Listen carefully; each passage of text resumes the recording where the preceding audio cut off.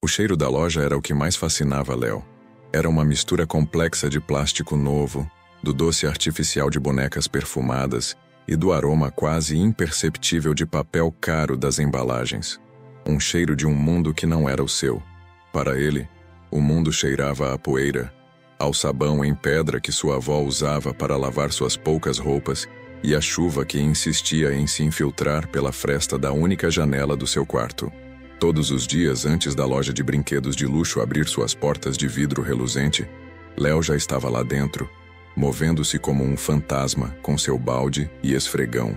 Ele era invisível, uma parte da mobília que se mexia. Seus tênis gastos não faziam barulho no piso de porcelanato polido, e seu corpo magro desviava das prateleiras repletas de sonhos encaixotados com uma agilidade que vinha do hábito, não da pressa.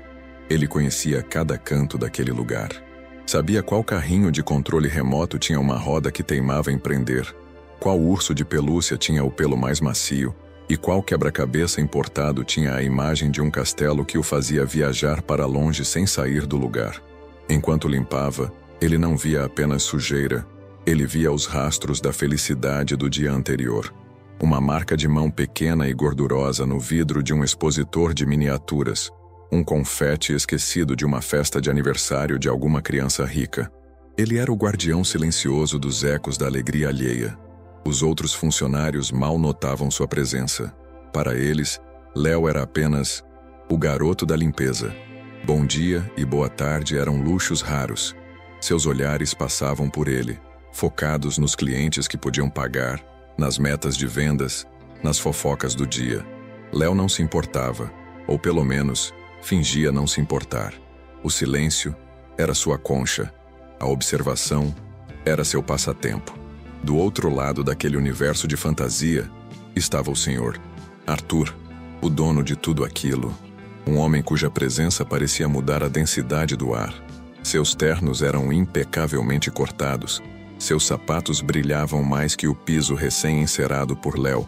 E em seu pulso, um relógio que valia mais do que a casa onde Léo morava com sua avó. Mas toda essa aura de poder e sucesso era uma fachada frágil que desmoronava sempre que seu telefone tocava. E o nome Clara brilhava na tela. Clara era sua filha, sua única filha. E ela era a portadora do seu problema complexo, de sua angústia que dinheiro nenhum no mundo conseguia curar. A menina sofria de uma condição rara, um distúrbio sensorial agudo que a tornava extremamente sensível a certos estímulos. Luzes, sons, até mesmo texturas, podiam desencadear crises de pânico e dor tão intensas que a isolavam do mundo. Naquela manhã, o telefone tocou.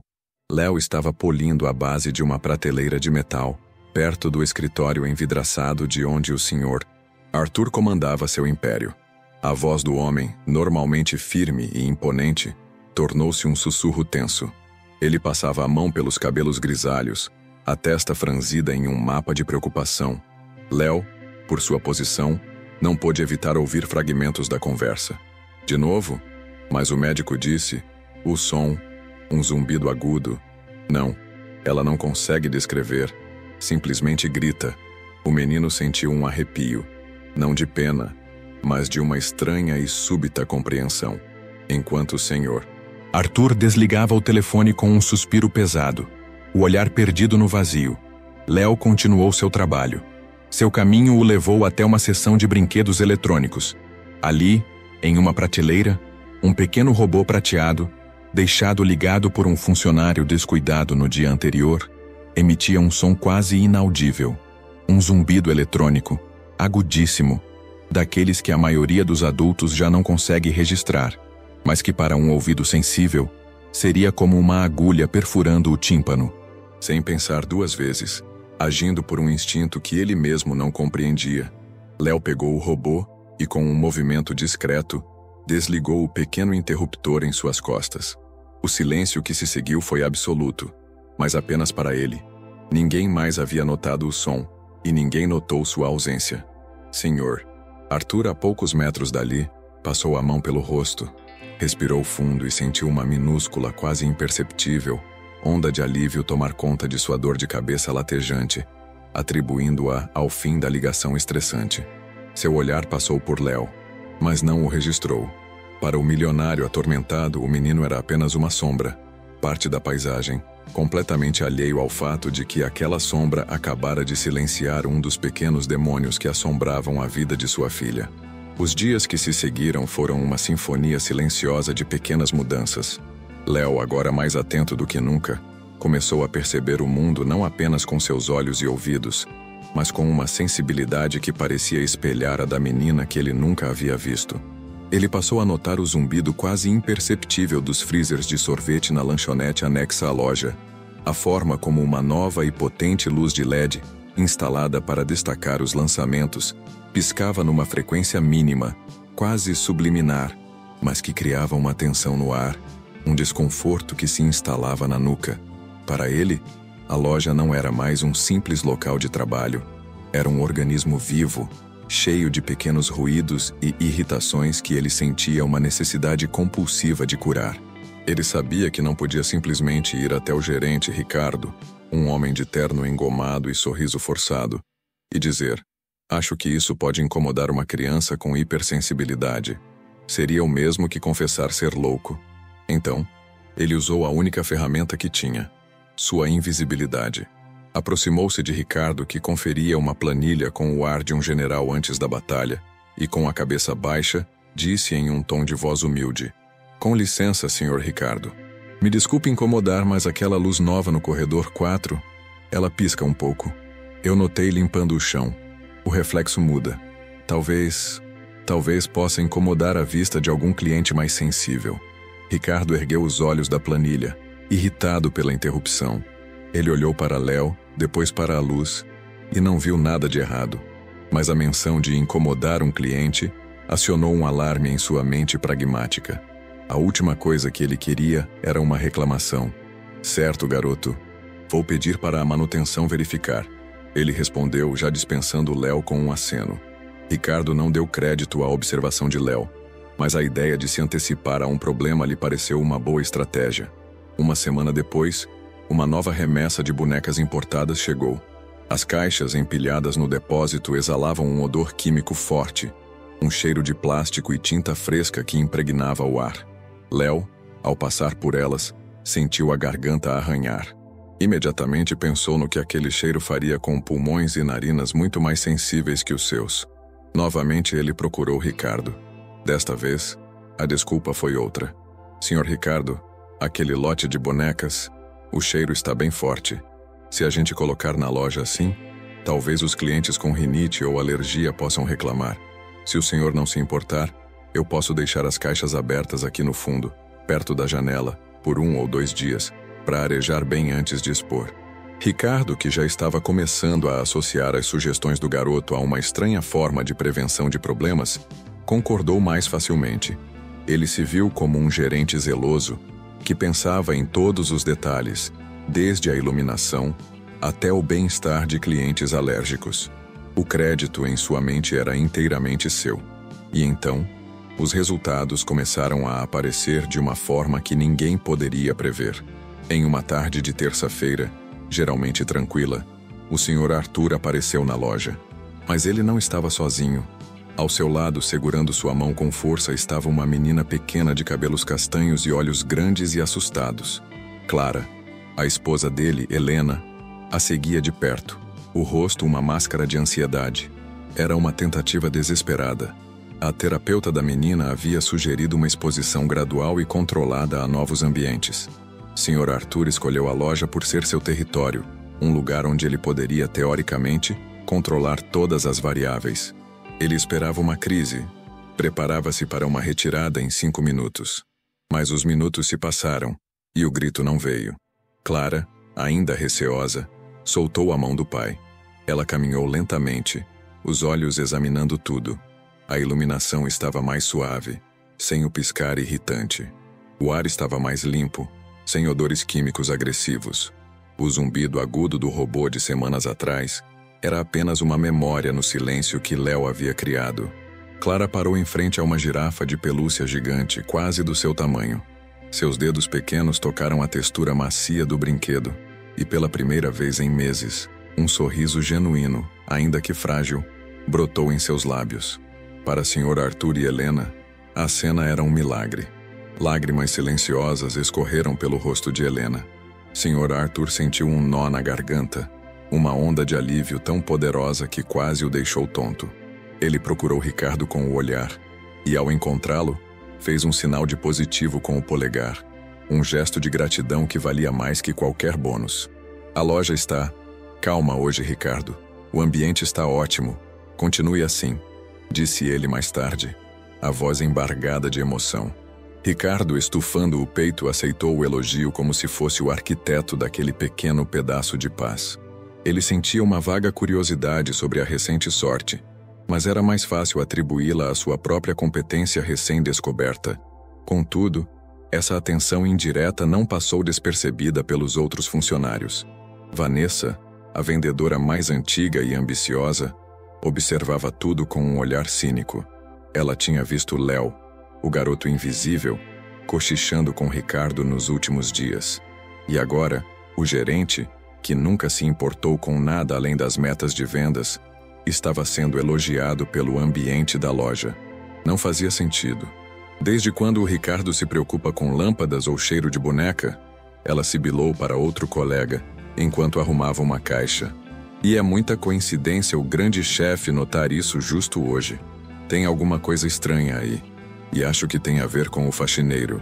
A desconfiança começou a se espalhar como uma era venenosa. Os olhares para Léo mudaram. Não eram mais de indiferença, mas de suspeita e ressentimento. Um bom dia que ele arriscava era respondido com um olhar frio. Se ele demorava um pouco mais para limpar uma área, ouvia um comentário ácido. Perdeu alguma coisa por aqui, gênio? Léo sentia a pressão aumentar. Ele, que só queria o silêncio e a harmonia, via-se no centro de um ruído que não podia limpar. A inveja humana. A pressão na loja de brinquedos tornou-se quase palpável. Uma eletricidade estática que arrepiava os pelos dos braços. O gatilho foi um anúncio do Sr. Arthur. Ele reuniu toda a equipe, desde os vendedores de elite até Léo, que permaneceu no fundo do grupo, perto dos seus baldes, como sempre, com uma voz carregada de uma rara mistura de autoridade e vulnerabilidade. O Sr. Arthur revelou seu grande projeto, um evento de caridade na própria loja, no próximo sábado, para dezenas de crianças de um orfanato local. A loja seria fechada para o público e transformada num paraíso particular para aqueles que raramente tinham a chance de sonhar.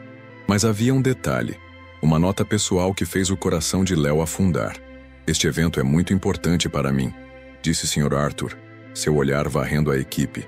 Tão importante que eu rezo para que minha filha Clara possa participar, nem que seja por meia hora. Aquelas palavras transformaram a pressão profissional em um fardo emocional. Para Sr. Arthur, o sucesso do evento não seria medido pela cobertura da imprensa ou pelas doações arrecadadas, mas pela capacidade de um par de olhos infantis assustados permanecerem secos e maravilhados. E esse fardo, por tabela, caiu diretamente sobre os ombros de Ricardo. Ricardo, eu não sei qual foi a mágica que você fez na semana passada, mas eu preciso dela de novo, disse Sr. Arthur em particular, a voz baixa e intensa. O ambiente tem que estar perfeito, sem falhas, entendeu? Perfeito. Ricardo engoliu em seco, um suor frio brotando em sua testa. Mágica? Ele não fazia ideia. Ele tinha apenas colhido os louros de uma calmaria que não compreendia. O pânico começou a corroer sua compostura. Desesperado, ele começou a seguir Léo. Não era uma perseguição óbvia, mas uma série de aparições coincidentes nos corredores. E aí, garoto? Tudo certo por aqui? Nenhum barulho estranho hoje? A iluminação está agradável para você? Léo, por sua vez, sentia-se como um rato acuado. A atenção do gerente era um holofote desconfortável que ameaçava queimar sua capa de invisibilidade. Ele respondia com monossílabos, tentando se concentrar no padrão do piso, no movimento do seu esfregão, em qualquer coisa que não fossem os olhos ansiosos de Ricardo. Mas o comportamento do gerente não passou despercebido. Vanessa, cuja inveja havia fermentado em puro veneno, observava a estranha dança entre os dois com um sorriso de escárnio. Olha lá, cochichou ela para seu cúmplice, outro vendedor. O chefe dos mágicos consultando seu aprendiz. Patético. Ele vai levar todo o crédito de novo por algo que nem sabe o que é. Precisamos mostrar ao Sr. Arthur quem realmente manda nos detalhes desta loja. A ideia da sabotagem nasceu ali. Não de um impulso, mas de um ressentimento calculado. Eles não fariam uma bagunça óbvia. Isso seria amador. O plano era mais cruel, mais cirúrgico. Eles atacariam o próprio silêncio que Léo havia, sem saber, construído. Na quinta-feira, um dia antes da inspeção final do Sr. Arthur para o evento, Vanessa e seu colega agiram. Eles esperaram o técnico de som, que instalara um novo sistema de áudio ambiente, sair para o almoço. Com o pretexto de ajustar o volume, eles acessaram o painel de controle digital. Com alguns toques na tela, eles manipularam o equalizador, elevando drasticamente as frequências mais altas, os agudos, para um nível que beirava o ultrassom. Para um ouvido comum, a música ambiente, uma seleção de canções de ninar orquestradas, soava praticamente igual, mas tecida nela, agora havia uma agulha sônica, uma frequência lancinante e invisível. Pronto, disse Vanessa satisfeita. Vamos ver o pequeno gênio da limpeza consertar isso. Enquanto isso, no andar de cima, a vaga curiosidade do Sr. Arthur havia se transformado em uma suspeita ativa. A frase de Ricardo, pedi ao rapaz da limpeza para ficar de olho, ecoava em sua mente. Por que seu gerente, tão focado em números, de repente se importaria com a opinião de um faxineiro sobre o ambiente? Não fazia sentido. Impelido por um instinto que o tornou milionário, ele fez algo que não fazia há anos. Passou a tarde de olho no monitor das câmeras de segurança. E o que ele viu o deixou fascinado. Ele viu Léo limpando, sim, mas seu trabalho era diferente. O garoto não olhava para o chão. Olhava para o espaço. Viu-o parar no meio do corredor, inclinar a cabeça, os olhos semicerrados, como se estivesse ouvindo uma nota desafinada em uma orquestra silenciosa. Viu-o se aproximar de um display de jogos e, com a ponta dos dedos, afastar 1 milímetro uma caixa de metal que, talvez, estivesse vibrando contra a prateleira. Eram microajustes, coreografias de um zelador que parecia sentir o espaço de uma forma sobre-humana. A suspeita tornou-se uma hipótese estonteante. O garoto não era a fonte dos problemas. Ele era a fonte das soluções. Na sexta-feira pela manhã, o ar na loja estava pesado. A sabotagem estava em pleno efeito. Assim que Léo entrou, ele sentiu. Era como um prego sendo martelado em sua cabeça. O som agudo, escondido sob a melodia suave, era uma tortura. Ele olhou para os outros funcionários, mas ninguém parecia notar. Eles conversavam, riam, arrumavam as prateleiras. Para eles o dia estava normal. Mas Léo sabia. Ele sabia que aquele som seria o fim do evento para Clara. Seria como empurrá-la para um abismo de dor sensorial. O pânico o dominou. Ele olhou para as caixas de som, depois para o escritório de Ricardo, depois para a câmera de segurança no canto, sabendo que, talvez, o Sr. Arthur estivesse observando. Um conflito paralisante o assolou. Falar significaria se expor, acusar colegas, enfrentar a fúria de Ricardo e a descrença de todos. Calar-se significaria trair sua própria natureza, sua empatia silenciosa, e permitir que a menina sofresse.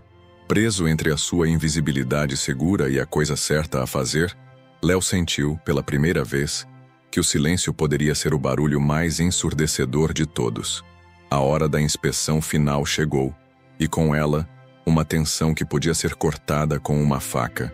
A loja estava imaculada, decorada com balões e serpentinas de cores suaves, um testemunho do esforço da equipe, mas o ar permanecia pesado, carregado pela frequência invisível que só Léo parecia sentir. Sr. Arthur caminhava pelos corredores, o rosto uma pedra de ansiedade, acompanhado por sua esposa Helena e por um Ricardo suando em bicas, que a cada passo do chefe parecia encolher dentro de seu terno caro. Vanessa e os outros observavam de longe, um misto de nervosismo e expectativa maliciosa em seus olhares. Ela estava ansiosa pelo fracasso, pelo momento em que a perfeição forjada do gerente desmoronaria. Sr. Arthur parou no centro da loja. Tudo parece em ordem, ele disse, mas sua voz não tinha convicção. Seus olhos, no entanto, não estavam em Ricardo ou na decoração. Por um breve segundo, eles encontraram os de Léo, que limpava metodicamente o vidro de um balcão, a testa franzida de dor por causa do som incessante. Naquele instante, uma decisão se formou na mente do milionário. Ele precisava de uma prova real, um teste definitivo. Ricardo, conecte meu celular ao sistema de som, ordenou ele. Vou tocar a canção de ninar preferida da Clara. Quero ouvir exatamente como ela ouviria. O pânico no rosto de Ricardo foi evidente, mas ele obedeceu, pegando o celular do chefe e conectando-o via Bluetooth. Vanessa sorriu. Era um momento perfeito. A doce melodia infantil seria profanada pela agulha sônica que ela havia plantado. A primeira nota da canção de ninar, uma melodia de piano simples e delicada, soou pelos alto-falantes. Mas, em vez de paz, o que se seguiu foi o caos. A frequência aguda e sabotada colidiu com a música, transformando-a numa cacofonia monstruosa. O som do piano foi rasgado, distorcido, sobreposto por um chiado eletrônico tão agudo e penetrante que fez todos recuarem. Não era apenas ruim, era fisicamente doloroso. Helena levou as mãos aos ouvidos, o rosto contorcido em uma careta. Um dos alto-falantes de teto estourou com um pop alto, soltando uma pequena nuvem de fumaça. A música se transformou em um guincho de feedback ensurdecedor, um grito metálico que parecia perfurar o cérebro. A sabotagem de Vanessa não fora sutil, falhou de forma espetacular e catastrófica. Por um longo segundo, o mundo congelou. Ricardo estava pálido como cera, balbuciando desculpas incoerentes. Vanessa, a arrogância evaporada, olhava para o alto-falante estourado com puro horror, percebendo que sua armadilha havia se tornado uma bomba. O rosto do Sr. Arthur era uma máscara de fúria e desolação. Aquele som era a materialização de todos os seus medos, a antítese da paz que ele buscava para sua filha. Era o fim do seu sonho. E foi nesse exato momento de paralisia coletiva, de fracasso absoluto, que Léo se moveu. O som, que para os outros era um choque, para ele era uma agressão física que ele vinha suportando há horas. Não havia mais tempo para medo, para invisibilidade. Impulsionado por um instinto de proteção e pela necessidade de parar aquela tortura, ele largou o pano de limpeza no chão. Ele não gritou, não pediu licença. Ele correu. Seus tênis gastos, antes silenciosos, agora batiam contra o porcelanato em uma corrida desesperada. Os olhares de todos o seguiram atônitos. Ele não foi para o controle de volume na parede, um gesto que qualquer um faria. Ele passou direto pelo balcão principal e, sem hesitar, abriu a porta de um pequeno armário técnico que todos acreditavam estar sempre trancado. Dentro estava o coração do sistema, o painel de controle central, uma tela digital complexa, cheia de gráficos e barras de equalização. O menino da limpeza, o fantasma analfabeto que vivia nas sombras da loja, atacou aquela interface com a familiaridade de um maestro regendo sua orquestra. Seus dedos, antes acostumados apenas com a aspereza do esfregão, voaram pela tela sensível ao toque. Ele não estava adivinhando. Ele sabia exatamente o que estava fazendo. Ele navegou pelos menus avançados, encontrou a tela do equalizador paramétrico, identificou as frequências criminosas artificialmente elevadas aos picos mais extremos e, com movimentos precisos, arrastou-as para baixo, silenciando-as. O guincho infernal cessou abruptamente. O silêncio que caiu sobre a loja foi mais chocante do que o barulho. Léo, a respiração ofegante, não parou. Com um último toque, ele reiniciou a faixa no celular do Sr. Arthur. E então, a mágica aconteceu. A canção de ninar voltou a tocar, mas desta vez era pura, cristalina. A melodia suave e perfeita flutuou pelo ar, enchendo cada canto da loja com uma serenidade quase sagrada. O som era tão limpo, tão perfeito, que parecia lavar a própria alma do lugar. Todos, sem exceção, viraram-se para o armário técnico. Lá estava Léo, em pé, a mão ainda perto da tela, o peito subindo e descendo. A revelação foi instantânea, inegável e brutal. O garoto que eles ignoravam, o alvo de suas zombarias e suspeitas, era o único que entendia a linguagem secreta daquele lugar. A reação do Sr. Arthur foi um terremoto silencioso. A fúria em seu rosto se desfez, sendo substituída por um espanto tão profundo que parecia tê-lo envelhecido 10 anos. Seus olhos fixos em Léo não viam mais um funcionário, mas um enigma, um prodígio. As peças se encaixaram em sua mente em uma sequência vertiginosa. A dor de cabeça que sumiu, a calma inexplicável de Clara, a obsessão do garoto com detalhes invisíveis. E agora, aquele milagre acústico. Uma onda de remorso gelada e avassaladora o atingiu. Ele não tinha apenas ignorado um talento. Ele tinha sido cego por seu próprio preconceito. A genialidade que ele procurava desesperadamente estava bem ali, o tempo todo vestindo um uniforme puído e segurando um esfregão. O silêncio que se seguiu à melodia perfeita era denso e pesado, cheio de verdades não ditas. Os olhos de todos estavam fixos em Léo, que recuou instintivamente do painel de controle, como se quisesse voltar para a segurança de sua invisibilidade. Mas era tarde demais. A luz estava sobre ele e não podia ser apagada. Sr. Arthur foi o primeiro a quebrar o feitiço. Ele moveu-se lentamente, o olhar nunca se desviando do menino. Sua fúria havia se transmutado em uma clareza fria e cortante. Ele passou por Ricardo, que parecia ter encolhido, e parou. Sem se virar, ele falou, a voz baixa, mas ecoando na loja silenciosa. Ricardo, arrume suas coisas. Sua cegueira voluntária não tem mais lugar na minha empresa. Então, seu olhar varreu o grupo de funcionários e pousou em Vanessa. O rosto dela estava desprovido de cor, o horror da descoberta estampado em seus olhos. Sr. Arthur não precisou de confissão. E você? Disse ele com uma calma que era mais assustadora que qualquer grito. Desapareça da minha vista. A maldade não vem de brinquedos, apenas a envenena. Então ele se virou completamente e caminhou até Léo. O menino encolheu-se, esperando uma bronca, uma acusação, qualquer coisa dentro do roteiro que ele conhecia. Em vez disso, o homem mais poderoso que ele já vira parou à sua frente e, para o choque de todos, inclinou a cabeça ligeiramente, num gesto de respeito. Léo, começou o milionário, a voz embargada por uma emoção crua. Não existem palavras. Me perdoe. Perdoe a minha arrogância, a minha estupidez. Eu passei anos procurando especialistas, gastando fortunas para tentar entender o mundo da minha filha, quando a única pessoa que realmente o compreendia estava bem aqui, limpando o meu chão. As palavras pairaram no ar, uma confissão pública que desfez hierarquias e preconceitos. Sr. Arthur respirou fundo e foi então que fez o pedido que chocou a todos. Eu não quero que você peça demissão, ele disse, antecipando o medo nos olhos do garoto. Eu quero lhe oferecer um emprego. Não como gerente, isso seria um insulto ao seu talento. Eu quero criar um cargo para você, um que nunca existiu antes. Você será nosso curador de ambiente.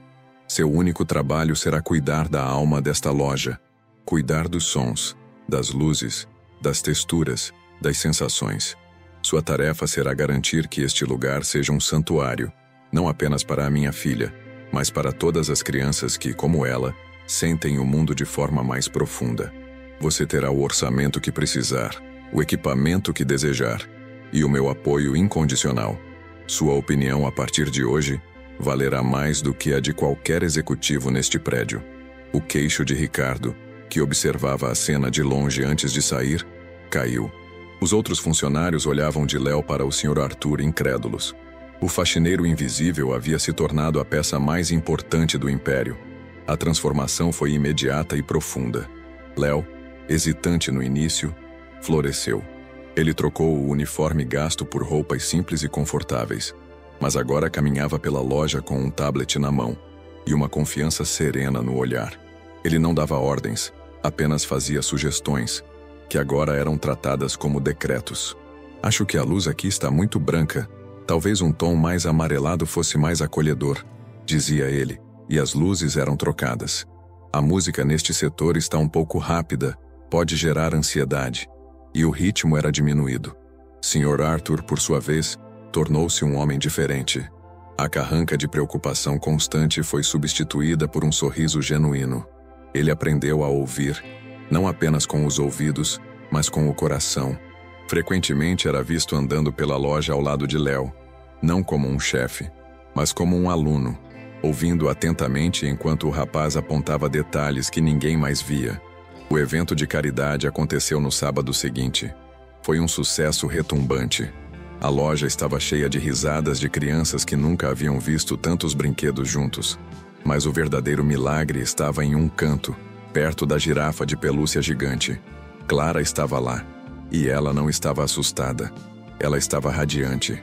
Com uma confiança que seus pais jamais haviam presenciado, ela pegou um pequeno bloco de montar e o ofereceu a Léo, que estava ajoelhado ao seu lado. Ele aceitou com um sorriso, e os dois começaram a construir uma pequena torre, comunicando-se em uma linguagem silenciosa de compreensão mútua. Observando de longe, de mãos dadas com a esposa, Sr. Arthur chorou. Eram as lágrimas mais felizes de sua vida. Histórias como a de Léo e Clara nos mostram que o verdadeiro valor de uma pessoa raramente está estampado em um crachá ou em uma conta bancária. Ele reside na empatia silenciosa, na capacidade de ver o que os outros ignoram e de sentir o que os outros não sentem. Se você também acredita que os maiores tesouros humanos estão escondidos onde menos se espera e que todos merecem a chance de ter seu talento revelado, junte-se à nossa comunidade. Inscreva-se no canal, deixe o seu like para que essa mensagem de esperança alcance mais corações e compartilhe este vídeo com alguém que precise se lembrar de olhar verdadeiramente para as pessoas ao seu redor.